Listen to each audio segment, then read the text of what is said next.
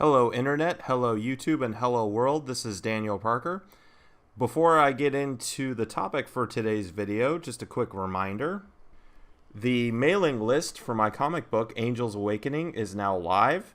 Link is in the description below.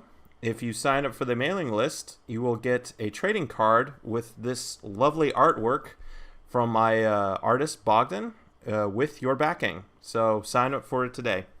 Alright, now for this video, I wanted to talk about a little thing that I know some people have seen over the last couple of days, but I, like a lot of people, want to give my take on it.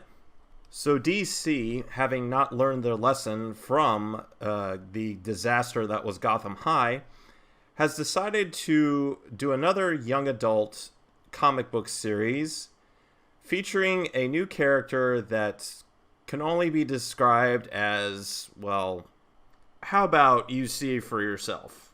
So, yeah, this is the book, cover of the book is called I Am Not Starfire, and follows the character of Mandy Coriander, who is the daughter of Starfire, although you would never guess that from looking at her in that picture. Oh, and just for reference, here is the author of said story. So yeah, a little self-insert going on here. Typical SJW thing to do.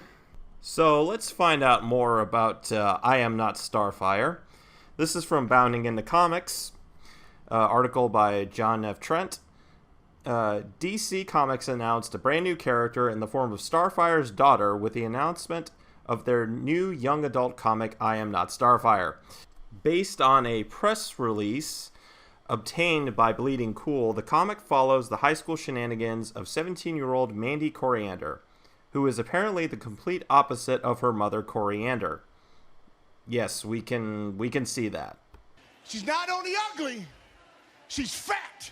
The press release explains that Mandy is a high school outcast and that she is constantly trying to get out from under the shadow of her bright, bubbly, scantily clad, and famous mother. Or it could be jealousy, because we all know, SJWs tend to be tend to get jealous of, be jealous of beautiful women. In order to do so, she dyes her bright orange hair black and spends her days at school avoiding Teen Titans superfans and trying to hide her feelings for the gorgeous, popular, and perfect Claire. Yes, that's another aspect of the character is Mandy is, of course, gay. Because, SJW. Okay, so the rest of the article goes into the story of the comic book and, everything that happens. I'm not going to go into too much detail. I'm sure some of you have read the article. If you haven't already, link is in the description below. This just goes to, again, like, A, DC doesn't have any new ideas, and B, the new ideas that they have are just total, absolute garbage. So some people have pointed this out. I know, like, your boy Zach pointed it out, and some other people have said it too, but it bears repeating. The reason that DC and all these other creators at DC and at Marvel, they're making all these characters, minorities or having different, sexual orientations and what have you, is because the characters that they're creating can't stand on their own merit. They're just absolutely bland and boring, and in some cases too, like a lot of these, with some of these characters, they're just downright awful people. Like they're mean and nasty, and so in order for them to get give them any kind of quote unquote likability, they have to make them a minority. They have to make them gay, lesbian, bisexual, trans, whatever.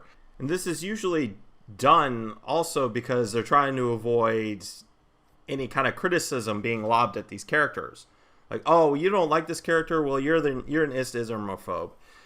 Well, at this point, I mean, DC is a sinking ship.